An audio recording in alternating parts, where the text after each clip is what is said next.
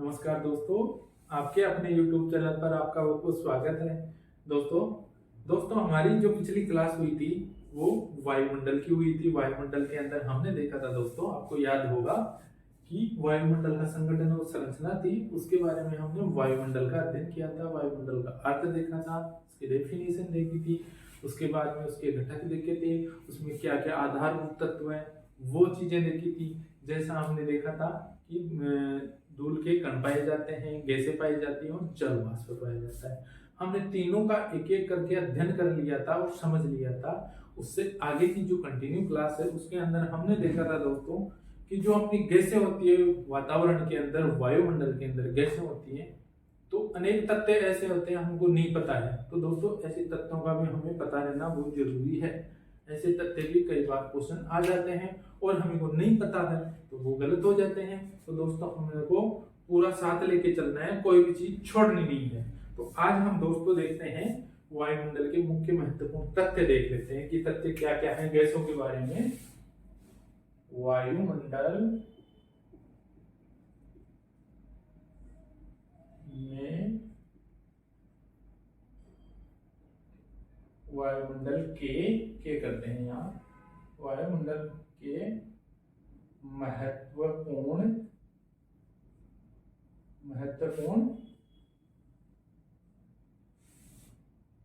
तथ्य देख लेते हैं। ठीक है फ्रेंड्स, स्टार्ट करते हैं। जब पहला तथ्य देखते हैं तो सबसे पहले आता है, जैसा कि हम देखते हैं कि वायुमंडल में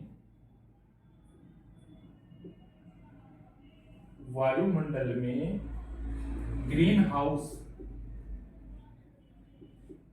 हाउस गैसें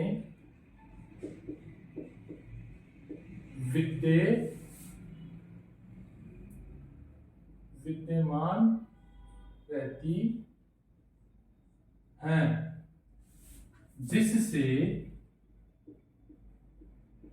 जिससे पृथ्वी का औसत तापमान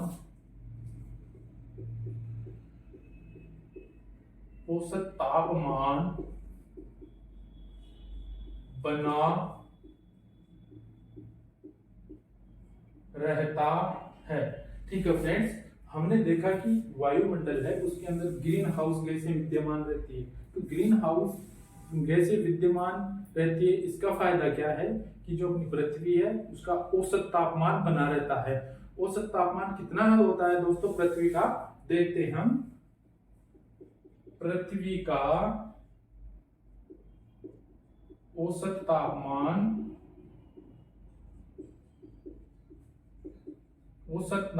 कितना होता है दोस्तों, 15 डिग्री सेल्सियस होता है। ये चीज अपने को ध्यान रखना बहुत जरूरी होता है दोस्तों। उसके आगे की बात करते हैं दोस्तों। जो वायुमंडल होता है, वायुमंडल गिरते हुए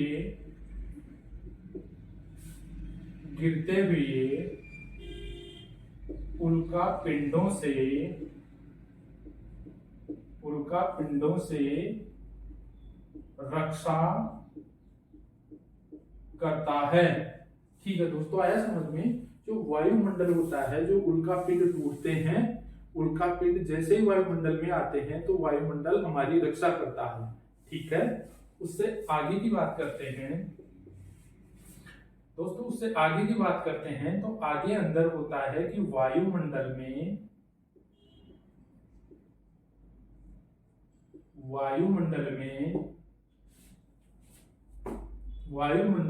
हाइड्रोजन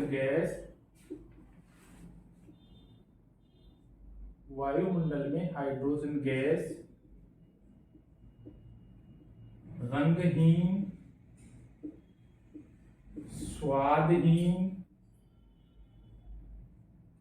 रंगीन होती है, स्वादहीन होती है और गंधहीन होती है। दोस्तों हमने देखा हाइड्रोजन गैस के बारे में देखा, सॉरी नाइट्रोजन गैस, इसको हम हाइड्रोजन नहीं दोस्तों, इसको नाइट्रोजन गैस के बारे में पढ़ रहे हैं हम। नाइट्रोजन गैस के बारे में बात कर रहे हैं। नाइट्रोजन गैस जो वातावरण में सबसे अधिक विद्यमान होती है, तो नाइट्रोजन गैस होती है वो क्या होती है दोस्तों, रंगहीन होती है, स्वादहीन होती है, गंधहीन होती है। तो हम नाइट्रोजन गैस को किस नाम से जानते हैं, रंगहीन, गंधहीन और गंधहीन के नाम से जानते हैं। ठीक है फ्रेंड्स, आगे देखते हैं। नाइट्रोजन गैस के बारे में देख रहे हैं। तो नाइट्रोजन गैस आग को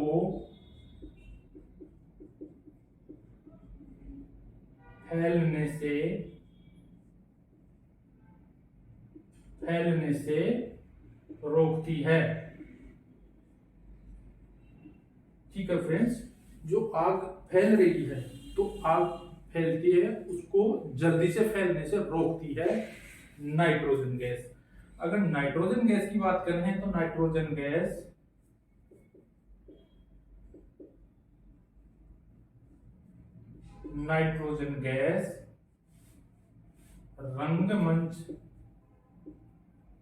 रंगमंच पर सजावट के कार्य में भी ली जाती है। ठीक है फ्रेंड्स, आया समझ में। नाइट्रोजन गैस होती है वो जो रंगमंच होते हैं उनमें सजावट के काम में भी ली जाती है, ध्यान में रखिएगा। अगर नाइट्रोजन गैस की आगे बात करते हैं तो नाइट्रोजन गैस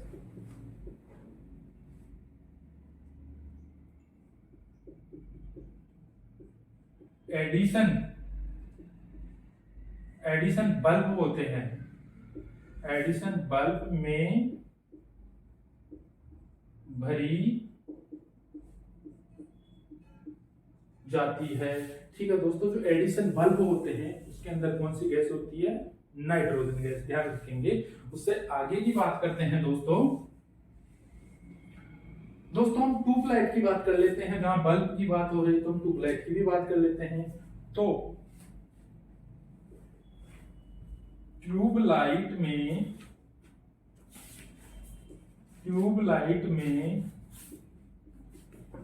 आर्गन गैस भरी जाती है। ठीक है फ्रेंड्स, ध्यान रखिएगा। जो ट्यूबलाइट होते हैं हमारे, तो ट्यूबलाइट में कौन सी गैस भरी जाती है, आर्गन गैस भरी हुई रहती है, ध्यान रखिएगा। आगे हम आगे की पॉइंट की बात करते हैं वायुमंडल के अंदर। तो आगे का पॉइंट होता है, जैसे अपन O2 गैस की बात कर लेते हैं। तो O2 गैस ऑक्सीजन गैस फलों को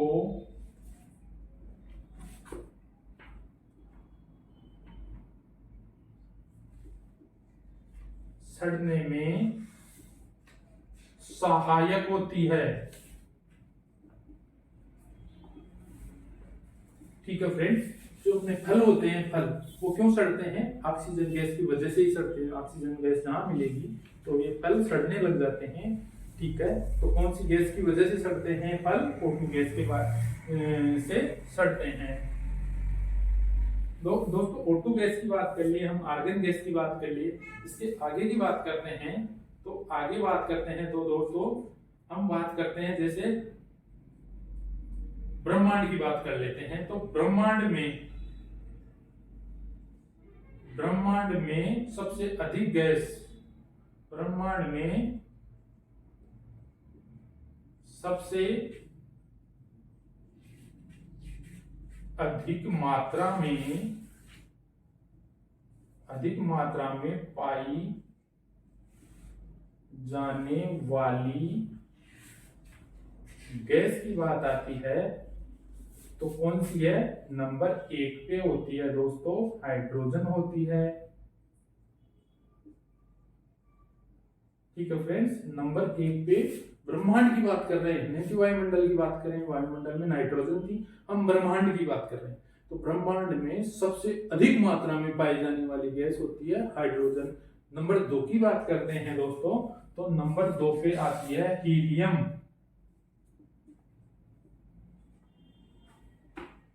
हीलियम गैस, हीलियम गैस। ठीक है फ्रेंड्स, दोस्तों ब्रह्मांड की बात कर रहे हैं तो ब्रह्मांड के अंदर सबसे ज्यादा हाइड्रोजन है और 2 नंबर की बात करते हैं सबसे अधिक, तो 2 नंबर पर हीलियम गैस है। दोस्तों सबसे हल्की गैस की बात करते हैं। सबसे हल्की गैस के रूप में प्रथम होती है हाइड्रोजन। हाइड्रोजन गैस होती है सबसे हल्की गैस। और नंबर 2 की बात कर लेते हैं तो नंबर 2 पे है अपनी हीलियम गैस। कौन सी है दोस्तों? Helium gas. सबसे हल्की कौन सी होती है? हाइड्रोजन होती है। जो सबसे अधिक मात्रा में पाई जाने वाली गैस है कौन सी? हाइड्रोजन है, और वो क्या है? हल्की है। और नंबर 2 पे सबसे अधिक मात्रा में ब्रह्मांड में पाई जाने वाली कौन सी है?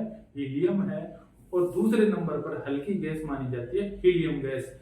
इसी कारण से दोस्तों, इसी कारण से इधर देख लेते हैं हम,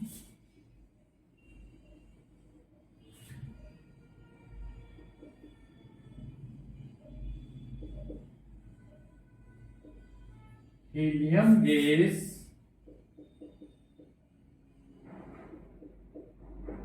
हल्की होने के कारण, हल्की होने के कारण वायुयानों के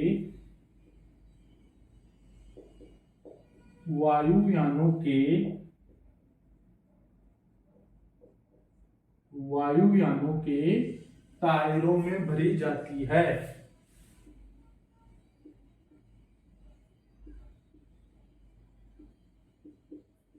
टायरों में भरी जाती है एवं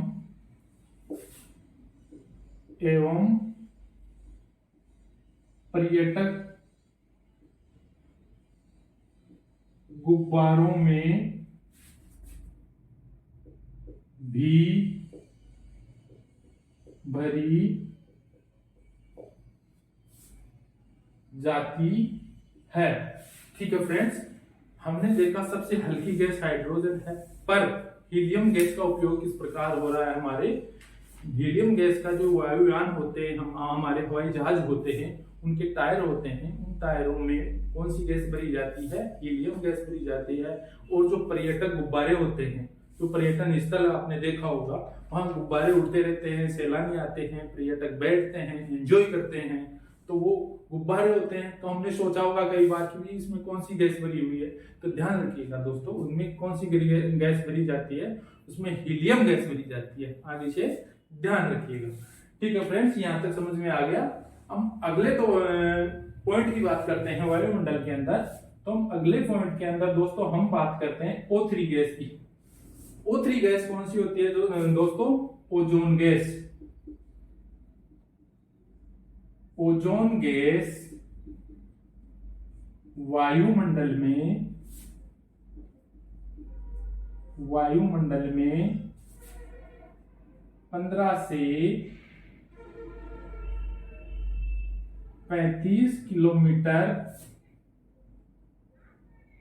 में 90% तक पाई जाती है। ठीक है फ्रेंड्स, ये हमने कहा कि ओजोन गैस वायुमंडल में 15 से 35 किलोमीटर में कितनी परसेंट?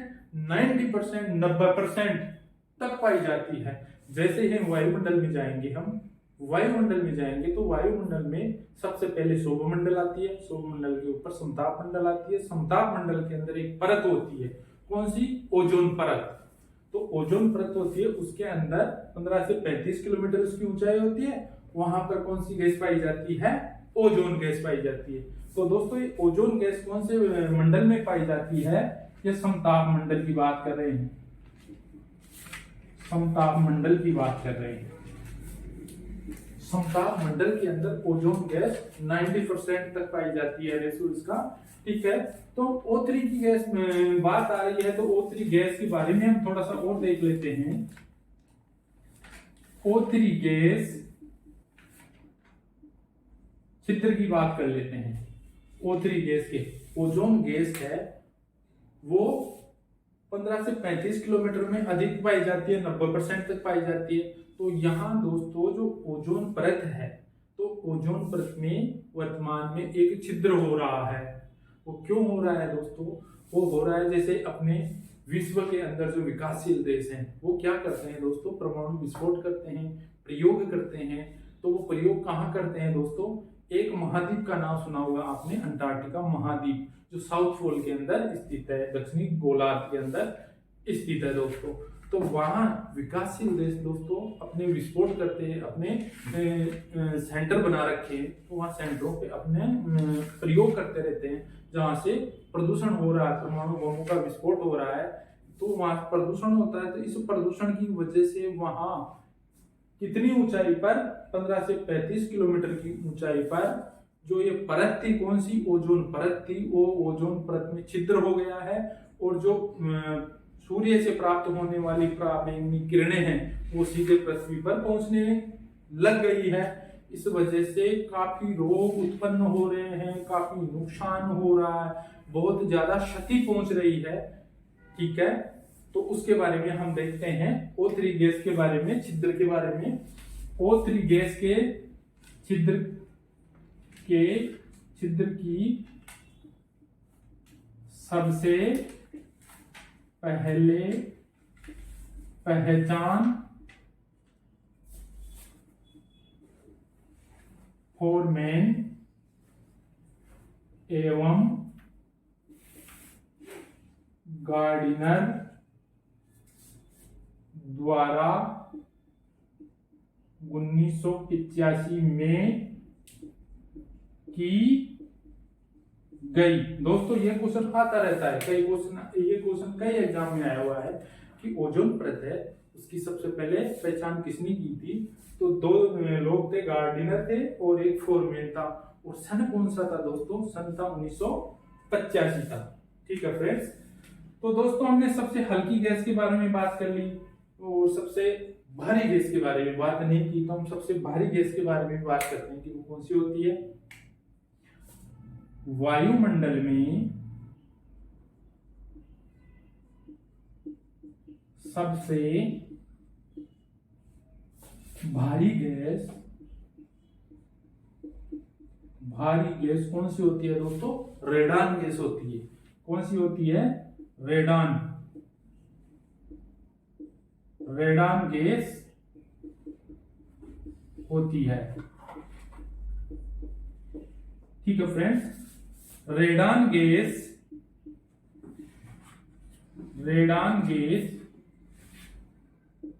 भारी होने के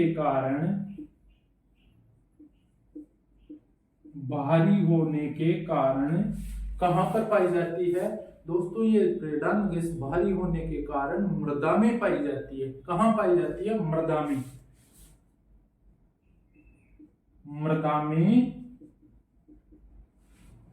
पाई जाती है। ठीक है फ्रेंड्स, रेडान गैस मृदा में पाई जाती है। आगे देखते हैं जो सबसे भारी गैस है, रेडान गैस है, वो उसके बारे में और देख लेते हैं एक पॉइंट। रेडान गैस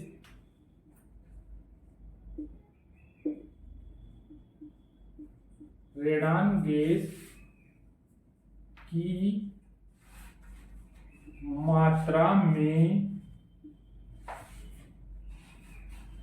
अचानक वृद्धि होने का संकेत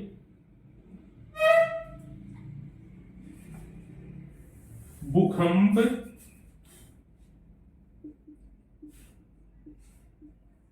आने का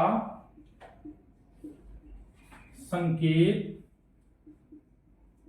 होता है। दोस्तों रेडान गैस होती है, तो रेडान गैस की मात्रा एकाएक वातावरण में बढ़ती है, उसकी मात्रा बढ़ जाती है, तो दोस्तों रेडान गैस की मात्रा क्यों बढ़ती है? क्योंकि धरती में अगर हलचल होगी, मृदा में भारी है, तो कहाँ पाई जा रही है? मृदा में पाई जा रही है। तो मृदा में अपनी पृथ्वी में धरातल में कोई हलचल होगी तो वो रेडान गैस बाहर निकलेगी तो वातावरण में आएगी। तो वातावरण में आ रही है तो अधिक मात्रा में, तो क्या हो रहा है? भूकंप आने का संकेत बन रहा है। तो ध्यान रखिएगा दोस्तों, रेडान गैस की वातावरण में मात्रा बढ़ने का संकेत क्या होता है? भूकंप आने वाला है। ये ध्यान रखेंगे आगे से। तो दोस्तों आज हमने देखा ब्रह्मांड के बारे में, जो गैसें, सब चीजों के बारे में देख लिया, जो गैसें कितनी प्रतिशत है वो देख लिया। सबसे पहले एक बार रिवाइज कर लेते हैं, देख लेते हैं कि सबसे पहले हमने देखा कि हमारे वायुमंडल के अंदर क्या ग्रीन हाउस गैसें पाई जाती हैं। तो ग्रीन हाउस पाई जाती है, इस वजह से पृथ्वी का औसत तापमान बनाए रहता है। औसत तापमान की बात करते हैं तो ये 15 डिग्री सेल्सियस है। और अपना वातावरण है, हमारी उल्का पिंडों से हमारी रक्षा करता है। ठीक है, ये चीज देखा। उसके बाद में हमने देखा नाइट्रोजन गैस के बारे में देखा। ये गंधहीन, रंगहीन होती है, ठीक है, और स्वादहीन होती है, ठीक है फ्रेंड्स। और नाइट्रोजन गैस होती है वो आग को अधिक फैलने से भी रोकती है दोस्तों। और अपना बल्ब होता है, कौन सा? एडिशन बल्ब होता है, उसके अंदर भी कौन सी गैस भरी जाती है? नाइट्रोजन गैस भरी जाती है, ठीक है दोस्तों। और जो रंगमंच होते हैं, स्टेज होते हैं, उनके अंदर भी सजावट के रूप में नाइट्रोजन गैस का प्रयोग किया जाता है। दोस्तों ट्यूबलाइट की बात कर रहे हैं तो ट्यूबलाइट में हमने देखा आर्गन गैस भरी होती है, ठीक है। आर्गन गैस के बारे में हमने देखा था, ये अक्रिय गैस है, पिछले क्लास में हमने देख लिया था। O2 गैस मुख्य रूप से क्या करती है? प्राणदायिनी है, पर ये क्या होती है? फलों को सड़ने में सहायता करती है। कोई भी चीज होती है, फल होते हैं, उनमें सड़ने में सहायता करती है O2 गैस। दोस्तों ब्रह्मांड की बात कर रहे हैं तो ब्रह्मांड में सबसे अधिक कौन सी गैस है? हाइड्रोजन गैस है। नंबर 2 पे हीलियम गैस है। और हल्की गैस के बारे में बात कर रहे हैं तो सबसे हल्की गैस हाइड्रोजन होती है और नंबर 2 पे सबसे अधिक हीलियम गैस पाई जाती है। ये चीज हमने देखी। इसी कारण हल्की गैस होने के कारण वायुयानों के टायरों में एवं पर्यटक गुब्बारों में कौन सी गैस भरी जाती है? हीलियम गैस भरी जाती है। दोस्तों O3 गैस, ओजोन गैस है, वो वायुमंडल के अंदर 1535 किलोमीटर में पाई जाती है। कितनी? 90% पाई जाती है। उसके बाद में हमने देखा वो मंडल समताप मंडल में था। उसके बाद में हम O3 गैस के बारे में बात करते हैं कि वहां छिद्र हो रहा है समताप मंडल में। जो छिद्र हो रहा है ओजोन गैस का, वो सबसे पहले पहचान किसने की थी? गार्डिनर और फोरमैन ने की थी। इसके बाद में हमने सबसे बाहरी गैस के बारे में बात की, वो रेडान होती है, ठीक है फ्रेंड्स। वो मृदा में पाई जाती है और वायुमंडल में एक साथ उसकी मात्रा बढ़ने का संकेत क्या होता है? भूकंप होता है दोस्तों। तो दोस्तों ये चीज भी मुख्य है, इनको ध्यान में रखना जरूरी है, याद रखना है, समझना है। एक बार नहीं 2 बार देखना है, नहीं समझ में आए तो। ठीक है दोस्तों, आज के लिए इतना ही। Thank you.